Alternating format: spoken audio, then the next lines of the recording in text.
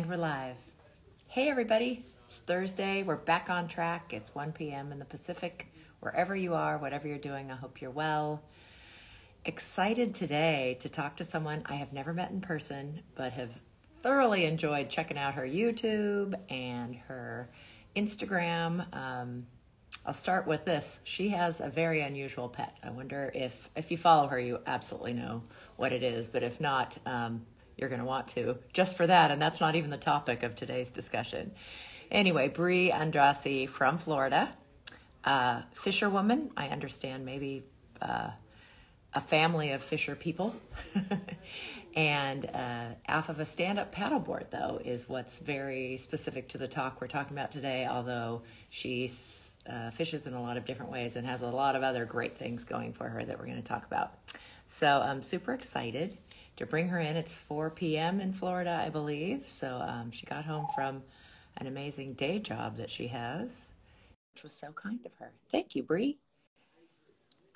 She should pop on anytime if it's working well. Yay! Hey!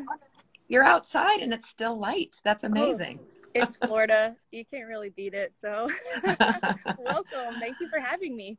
Thank you for being here. Are you a lifelong Floridian? I'm not. I actually moved here, 2011. So I grew up in New Jersey.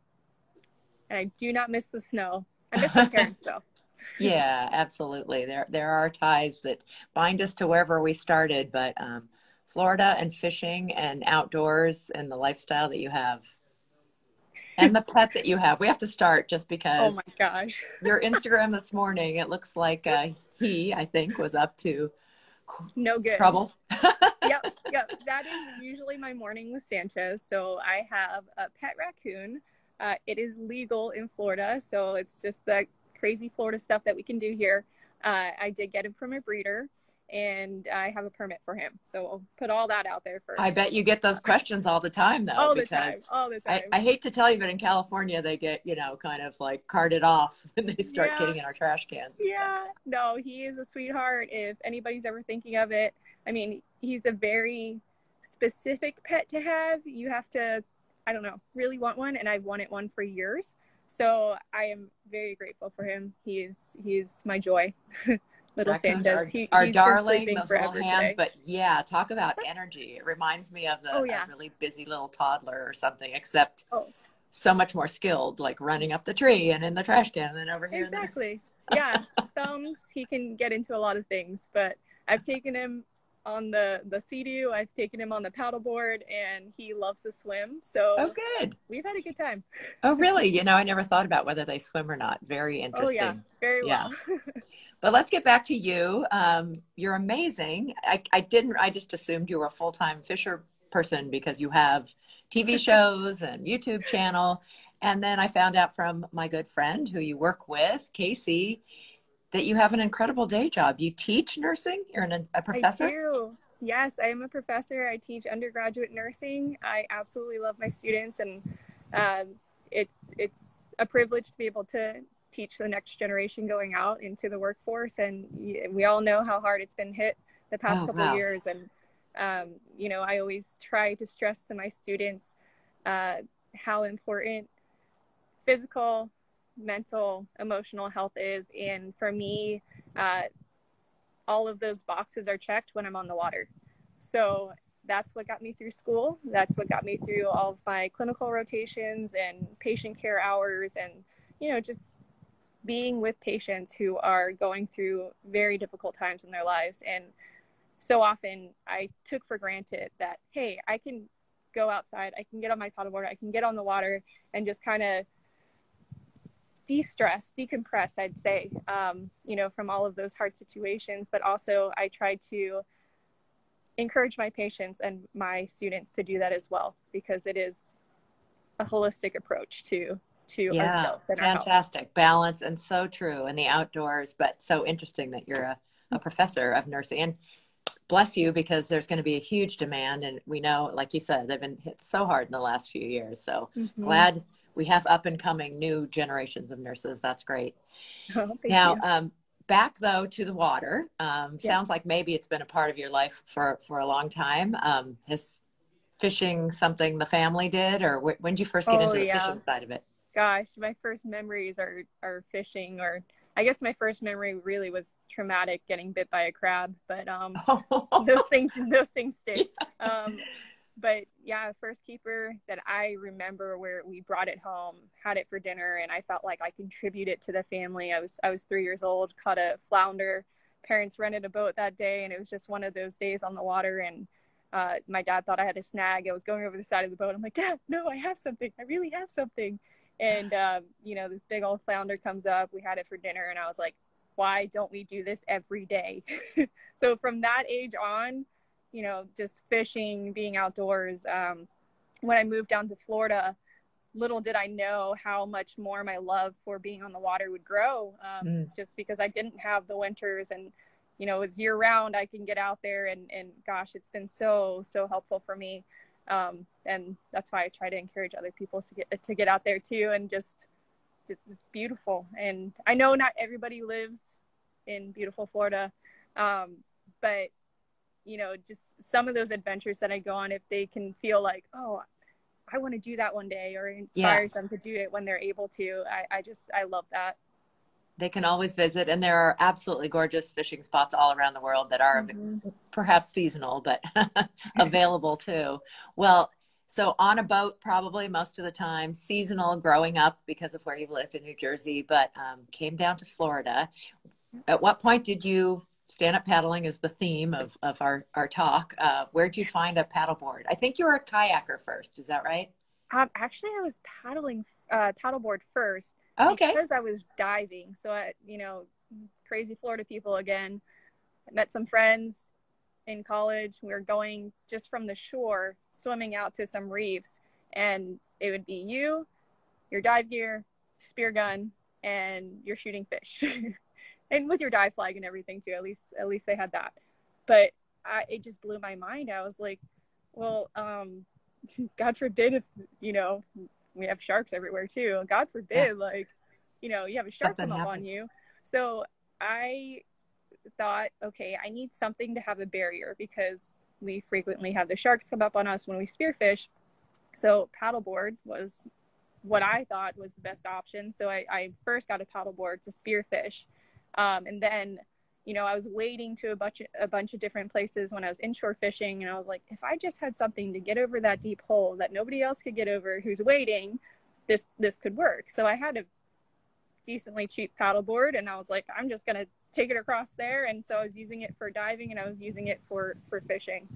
Oh, that's amazing. That's how I started. Yeah. No, that's brilliant. And I think I don't know that I've met anybody else who have came to stand up paddling because they needed that platform or that barrier, as you called it. Yeah. And we use it some here in the Pacific Ocean, and not necessarily for fishing, but it's so great to go out, throw it on top of a kelp bed. And, if you do have any gear with you, it can be on there, whether it's cameras or fins or whatever in the fishing gear. Yeah. It can be used in so many ways, which is so great about it.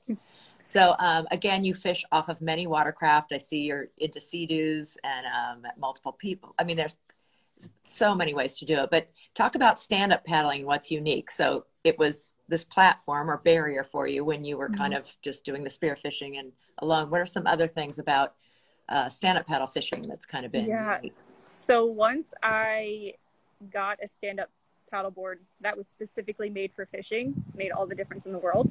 I could stand on it, jump on it, put all this gear on it.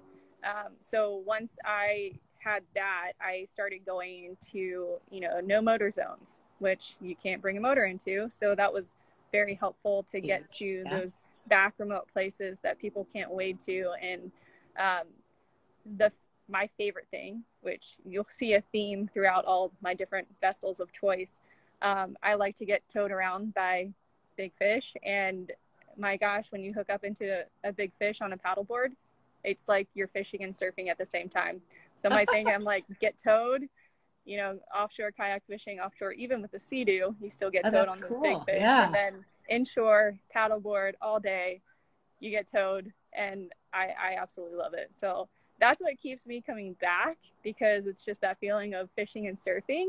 I mean, I've had a lot of friends come out too, and maybe they don't have that spark of like, hey, I want to get towed around. So, you know, there's coolers you can sit on, you can anchor and all of that. But that's definitely something that makes me say, hey, I want to go fishing today because I want to try to catch the biggest fish and get towed. That is awesome. I haven't even thought about that before, that it would take you for a ride. My fishing is limited to the 395 Eastern Sierras. So trout fishing is what I grew up on, a little boat on little lakes. Very different, not big. I mean, big is like this big. So haven't ever been drug around by a big fish because I haven't done the ocean fishing, but come on, so cool. Yeah, no, I love that idea. Love that you can go in no motor zones and you have that interesting perspective. Have you found that? We hear that a lot just in enjoying stand-up paddling, that absolutely a better view into the water, under the water, than when you're sitting really close to the water when you're farther away from it. Have you found that to be true? Yes. And if you're like trying to sight cast or cast net mullet or something off of your board, you have that, you know, just that vision to see down, especially if you have, you know, your sunglasses and polarized. I mean, it helps a lot because if you're sitting in a kayak, you know, I mean, you could stand in the kayak potentially. It's just harder to cast net and everything when you have all of the gear all over the place. And it's just, yeah. I mean, for me, paddle boards are just the go-to to take out because they're light. I can take it out by myself, no problem. You know, having the Sea-Doo, having the kayak, just different methods of getting your vessel in the water. You know, you're either going to trailer it or, you know, with the kayak, putting the wheels on it and you're dragging it down the beach. It's heavier. For me, paddleboard, throw it in the truck, carry it myself, and gear and stuff too. Yes, you have to carry that along, but I've learned that it's something that you don't have to make super complex. Like the less is more when it comes to gear and stuff. So you could easily get out there. I would say that's like one of my fastest ways that I can get on the water is just paddleboard, go fish this spot, hit sunset, come back home. Which is great when you've had a busy day, like you talk about, you can still get that physical, mental, and spiritual, you know, experience of being on the water and fishing. Mm-hmm. So we don't usually jump so quickly into equipment, but this is really a new territory for me. And what you use, and you've already mentioned, you know, whether it's different types of fish that you catch, from the kind that are pulling you to smaller. And I know there's a lot of fish in the different parts of Florida, and some creatures like sharks that maybe you're not wanting to catch. I don't know what's legal and what isn't. Yeah, I'm not trying to, but it happens. So let's talk just a little bit about what you use and what you take both regularly about, you know, that's part of your list of equipment, but that's maybe just stand-up paddle stuff, but also what extra stuff do you take? Mm-hmm. So yeah, I would say the essentials, and again, less is more for me. Essentials, you want to have an anchor of some sort. If it's, I think they sell them 3.5 to 5 pound anchors. You want to make sure you have one of those. If you're fishing a tidal area or where the current's pretty strong, you want to make sure that you have a way to stick your spot so you're not constantly paddling to get back to your spot, because fishing is all about your fishing spots, right? Your top secret fishing spots. So you want to make sure that you're sitting the way that you want to fish it. So if it's structure or if it's, you know, a deep hole, you have to have some way to stick in that spot. So anchor, number one. If I don't have an anchor, I know it's going to be a miserable day. So I always like to bring that with me. And also, if you hook up on a big fish and it starts to tow you in a direction you don't want to go, you throw that anchor down to slow it down so that you get that fish up before you end up in a channel or somewhere you don't want to be, under a dock. That may have happened. And I would say another essential is a gearbox of some sort. So I use the Angles 30 quart cooler. It's a cooler live well. So if you want to have live bait, you can. If you don't, you can put, you know, all your tackle inside of it. Most of the time I just put my tackle box, or the kind of like Plano clear organizers. I don't know what you call them. They're tackle boxes, right? Not like the handle ones, but like the organizers, tackle organizers inside of the Angles cooler. And then that cooler has rod holders on it as well. So there's, you can bring up to 4. There's also attachments on the paddleboard where the leash plugs are. So there's different mounts that you can use in the leash plugs. I'm lazy. I just throw my Angles cooler on. I have 4. I can bring up to 4 rods, and I just put that on the bungee. It's the quickest way. So as long as I have that and my anchor, I'm good to go. I would say when I first started, I used to strap down, these big coolers in the sense of it's a paddleboard. It took up the whole width of the paddleboard. And that was great for like sitting, or, if I know I'm going to a place where I may be bringing home fish and I want to ice them properly. That's a good idea too. Other options for that, Hobie Fishing makes a fish bag that I've also just put up underneath the bungee. If I'm going for fish, I want to ice it. That's an easy way for diving, at least. That way you don't have the weight, shifting in the waves if you are, offshore in that salt water. So those are different options for coolers that I use. Trying to think. If you're going diving, an essential gear that you should have is a dive flag. So again, with that Angles cooler, it has the rod holders. I just put a dive flag on an old fishing rod, and I have that up, and I try to get the biggest dive flags you possibly can, because yes, you think boats are going to see you with your paddleboard. They don't. So the minimum size I think is 12-18, but I get really, really big dive flags, and people make fun of me for it, but I also haven't gotten hit by a boat. So there you go. That's helpful. You want to have a radio with you. If you are going out into the ocean, you want to have a whistle. You have to have PFDs on the boat, life jackets. And also in Florida, at least for saltwater, you want to make sure you have those same items, minus the dive flag, because you probably won't be diving in the water here when you're going fishing. So those are some essentials that I always have on board, whether I'm going fishing or I'm going diving. Yeah.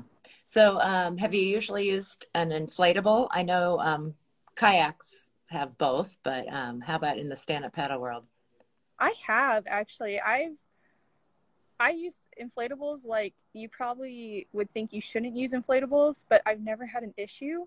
So you think, oh, inflatables, you don't want to have something sharp near them. I mean, it's been, 5 years, and I've never had one get a hook in it. And again, you're being careful, right? But I also don't have oyster beds or things like that in Florida, where, at least in my area, I don't have oyster beds to think about, whereas up in North Carolina, you might want to think about that if you're stepping off or putting your paddleboard somewhere and you want to fish a bank. I've used the inflatables more so if I want to anchor out somewhere. So say I bring my Sea-Doo, throw an inflatable paddleboard on the back, you anchor the Sea-Doo, you take your inflatable paddleboard. I have a whole battery and paddleboard pump that it just inflates itself, and I can just go, wherever and explore, and it's easier than taking a whole Sea-Doo and re-anchoring it each time. So if I'm diving, that's typically what I would do too, just to keep a dive flag closer to myself as well, just for safety. But I use inflatables all the time. I think they're great. I think, people don't think of them as something that is the go-to for fishing. I fish off of it all the time. I use it for diving. If you're driving, if I drive down to the Keys, it's easy to throw that in the truck bed and just have everything you need, really, to do the same things you would if you were fishing or diving up here. So yeah. I would think they'd just be more comfortable for fishing when you're out for hours, maybe just both on your feet and, I don't know, bumping things. The one I have found to be very sturdy, and I believe you're on SIC, right? Sandwich Island Composites, SIC Maui, which makes all kinds of paddleboards. So a lot of the SUP community is familiar with them, but what a great tool for fishing too. And then I think you used to be with Hobie, who also makes the kayaks and a lot of the fishing tools. Fishing is a big part there. I know I don't know what paddle you use actually, but I use a Warner paddle, and they're big, and the kayak fishing is just huge. I think it's the biggest part of the business that they do, and they just made a paddle that has topography of the Puget Sound. But I thought that is so cool. Like every paddle should have, like you should have a Florida paddle. That'd Because be when so I cool. went to Florida for the first time, I just didn't understand. And I know the whole East Coast has like the intercoastal waterway, and then Mm-hmm. being able to get out to the ocean. I just think that's fascinating and wonderful. And the estuary, the mixes, you must have different fish in different areas. I mean, I look at it more just from the conditions for paddleboard racing that I do a lot. So wonderful. And there's so much water in Florida. I know it's really Mm-hmm. flat, but if you're a water person, Yeah. Oh my gosh. Between the freshwater and then the intercoastal with the brackish and then offshore. I did take a paddleboard offshore once. I probably wouldn't do that again unless I had a chase boat, because I went out there by myself on a paddleboard, and it's just not the same as like, you know, a pedal kayak trying to get back in. But I think I had like a 200-foot anchor line just in case I got into trouble. I got like a barracuda or something. It was fun, but oh my gosh, my dream would be catching a sailfish on a paddleboard. Could you imagine just getting towed on something yeah, like I that? mean, I've seen pictures of that and talked about how strong. Yeah, that would be more than a surf. That's more like a water skiing. Yeah. Goals. That would be It's on the amazing. list. I wonder if anybody's done that. Yeah, I know more of the people I know, like you, do both free diving and spearfishing off of it, as well as basic fishing. I know I went on a great self-sustained camping trip down the Colorado on a paddleboard and brought my fishing pole, but didn't look into. I had trout. What I have in my, you know, my little tackle box was not what I should have brought. They were catching like giant sturgeon, and I needed Oh, flat no way. fancy. I don't even know the terms for different things, but I had the wrong lures. I had like, I don't know, little worms or power bait. So talk more about the different fish, just because again, that's so, you've caught a barracuda. I think you mentioned mullet or something, and nets and. Oh yeah. So mullet are like our bait fish. If we want to use live, typically you take a cast net, you throw in, you cast net some bait fish. Our inshore game fish are snook, redfish, trout. Those are typically what you're targeting.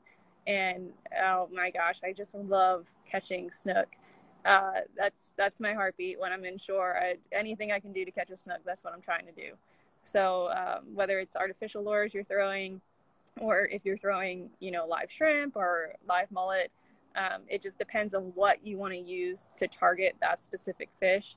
And I would adjust my paddleboard in terms of whatever I'm trying to use for bait. So if I'm using live bait, I'd fill up my angles cooler, use the aerator to keep them alive, and then I'd paddle out. Or if I'm using, you know, top waters or little suspending lures, I'd throw them in my tackle box and put them in the gear box and then head out and fish for that.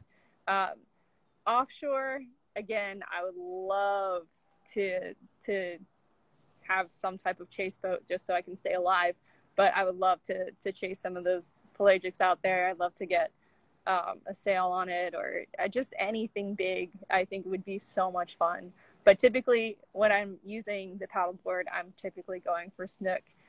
In my area, we don't have as many redfish, just concentrated here. So if I get a red, which I have before, I was so stoked. It was no motor zone.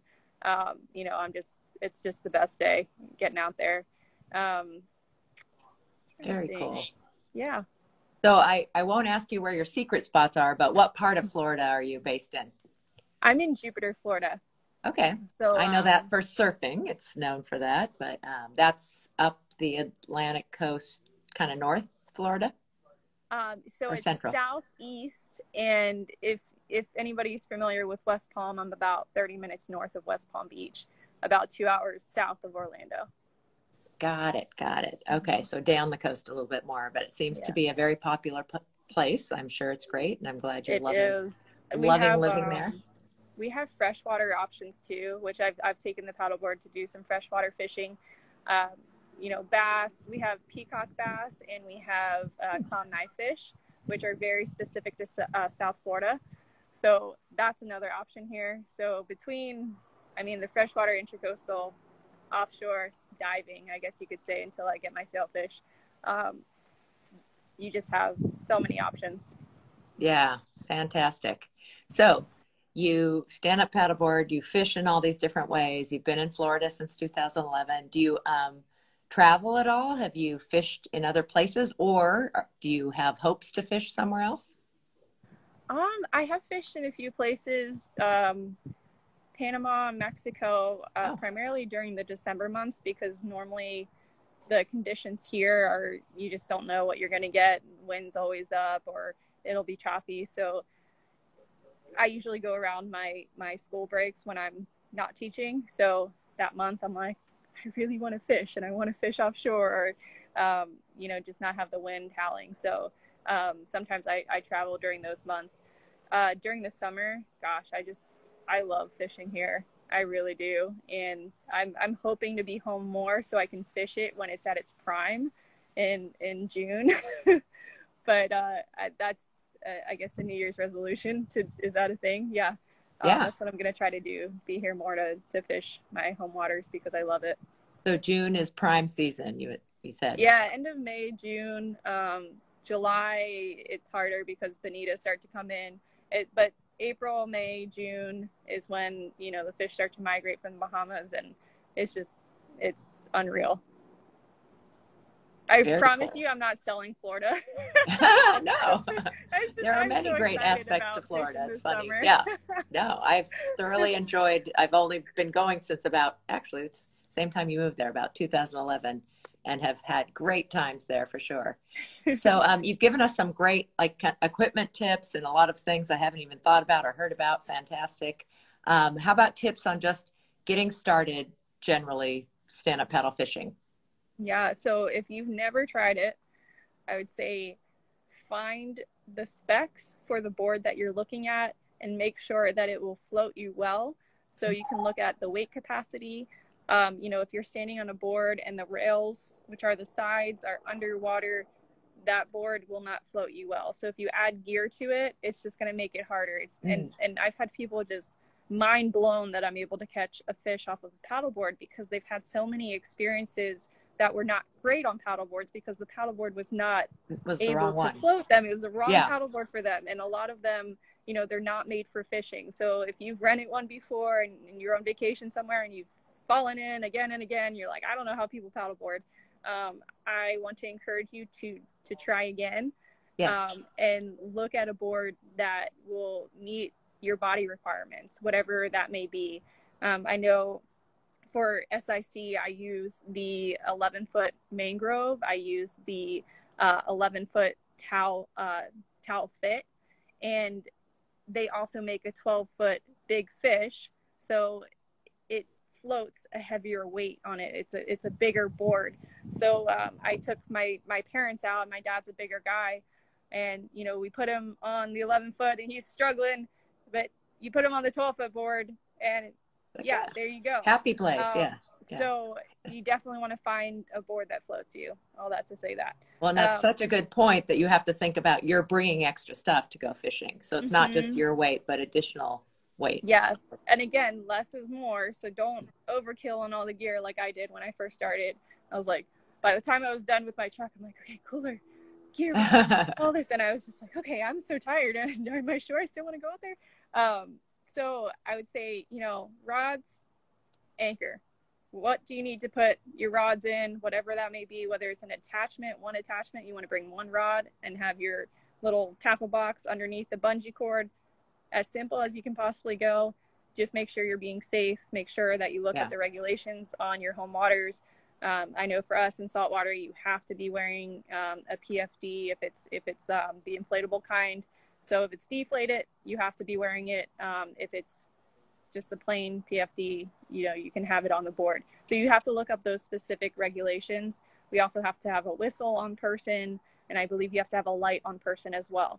So, and some places require a leash to be attached to you, which makes it a little bit more difficult in fishing. If you're turning and, when I have Sanchez on the board, it's kind of hard. Maybe that's just me. But yeah, you want to make sure that you're following all the safety requirements that you have in your local jurisdiction. Yeah, really good point about safety. And then just based it, I mean, you're a Floridian and everybody in Florida knows about sun, but people forget like you're outside and you need sunscreen and maybe a hat or protective wear or whatever for Yes, fishing. any performance gear. I mean, my go-to, if it has a hood, that's what I would buy. Just even if you don't wear hoods normally, if having that option, especially in Florida, is so helpful. And you know, I'm the one that wears leggings all the time. If I'm sitting on a sea-doo and I'm wearing shorts, I am fried. If I'm on a paddleboard, you know, kayak, all of that, I'm always trying to wear the leggings just for sun protection. And also I use like a zinc kind of, I don't know, you put it on, you don't have to touch it the rest of the day. It looks funny, but heck. Right. Plus, care. it's better for the environment and for you because it's Mm-hmm. natural. So, zinc based stuff is great. Yeah, good. Excellent, excellent tips. Thank you so much. We have a question here from Joe Fry. He wants to know if anything is biting in Florida at this time of year. Anything biting in Florida. I was just out the other weekend. I mean, if you're talking about like paddleboard fishing or offshore fishing, I caught a sail the other week. Sails are Ah, still around. I mean, yeah. this is the season where the sails are going to start coming in and all the sailfish tournaments are happening. Sailfish, you might find a dolphin or two offshore.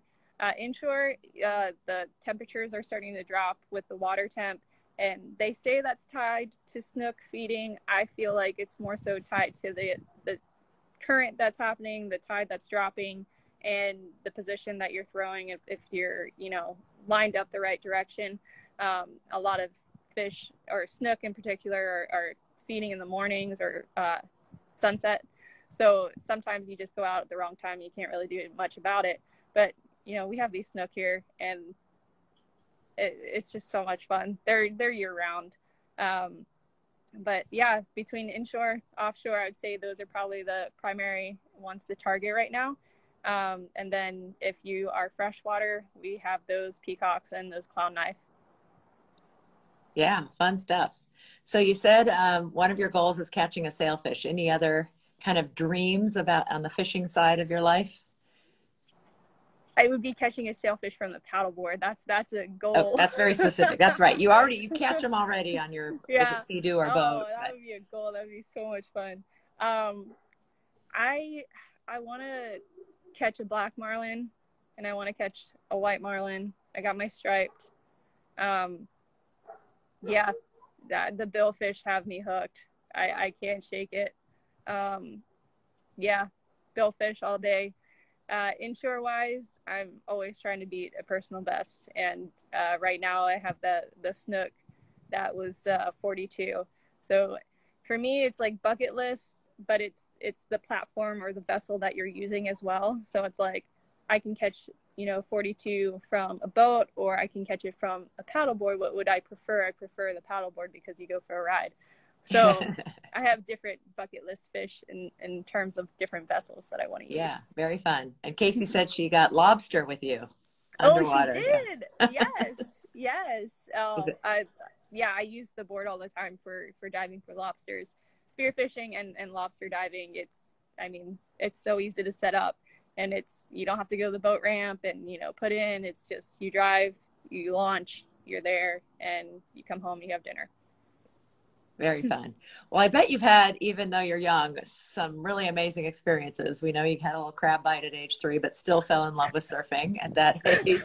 But what about creatures you've encountered? It sounds like you've caught a shark before. Have you run Oh, into sharks are everywhere. gators and every? Oh You have yeah, okay, bull and yeah. what other So kind? I know what was that's the that? one. Bull Bull sharks. sharks. What a Oh yeah, bull sharks. We have lemons, which I guess is specific to this area. Friend saw a great white the other weekend while she was diving. We have a mix. We have a mix of sharks. We have our gators, which again, that's when it's hard to go offshore because of the conditions.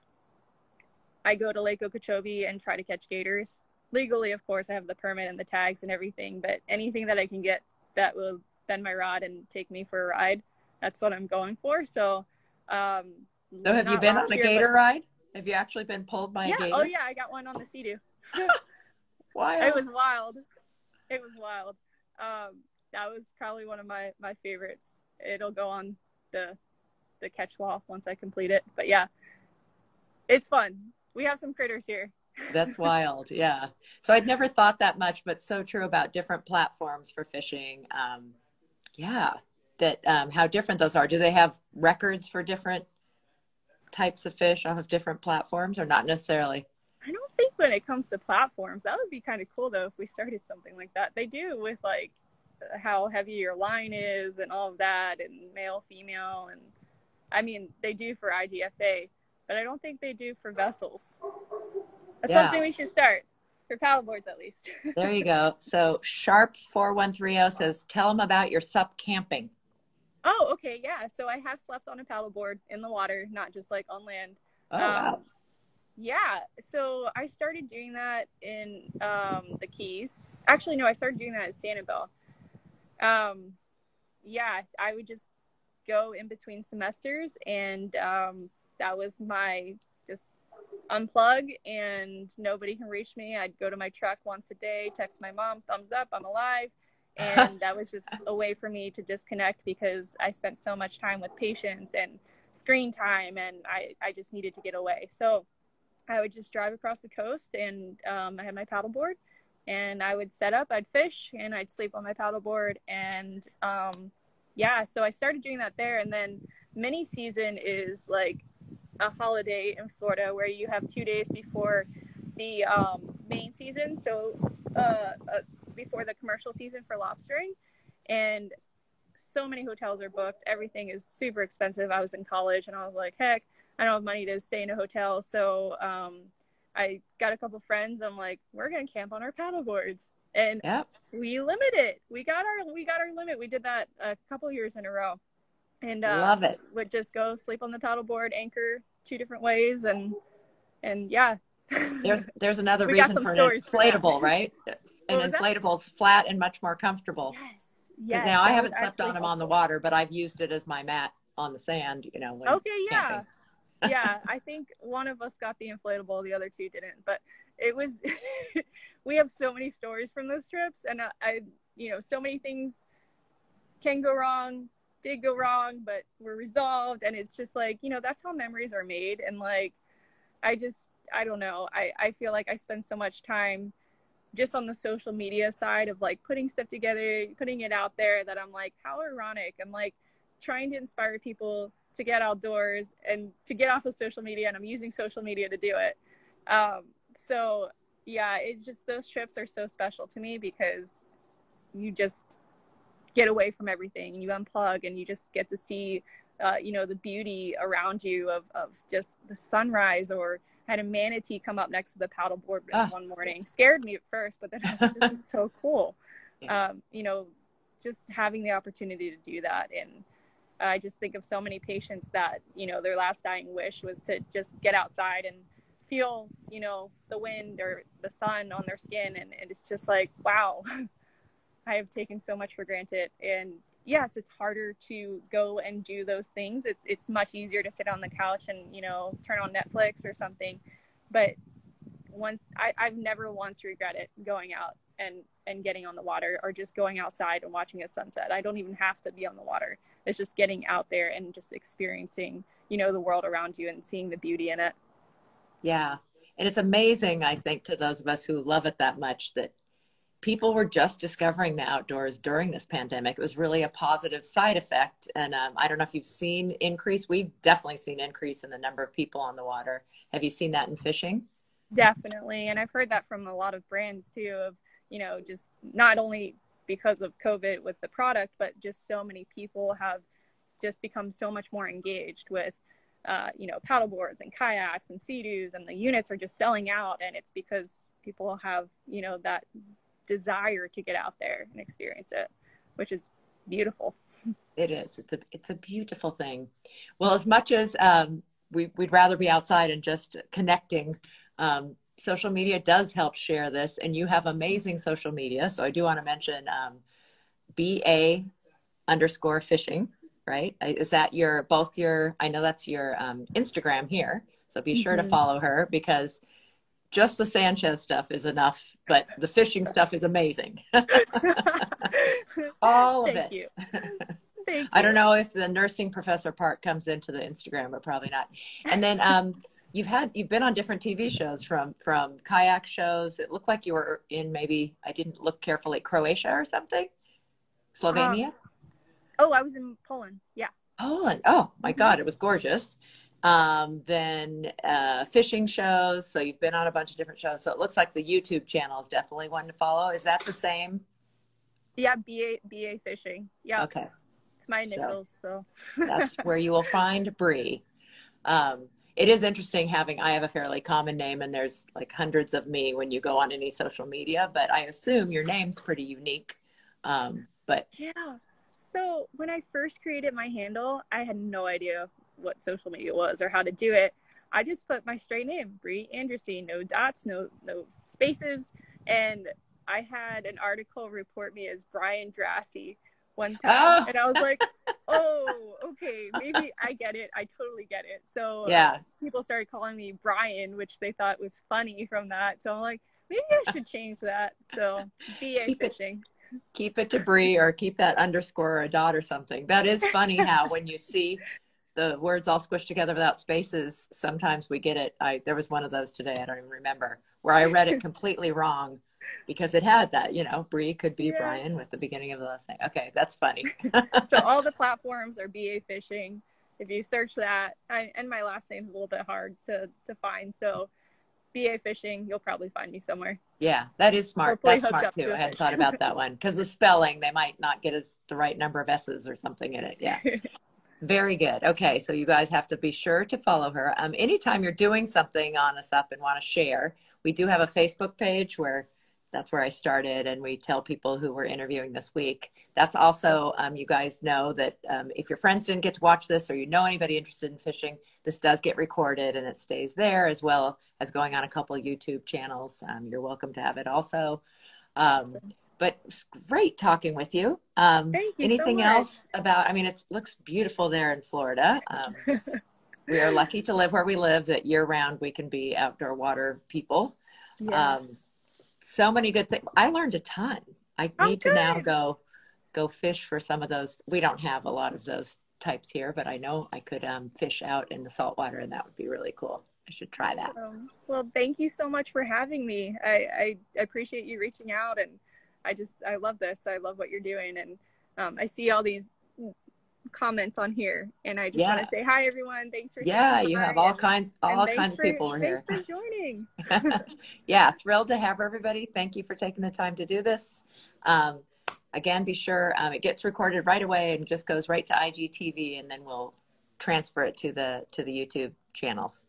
Thank you, Bri. Great to meet you, and hope to meet you in person sometime. Yes. I want to go lobstering in Florida. Okay, and you can meet Sanchez too. Oh, I want to meet Sanchez. Yeah. Thanks so much. I appreciate the time. Take care. Take care, everybody. Thank you so much for listening. And thank you, Supconnect, for giving us this opportunity. Take care.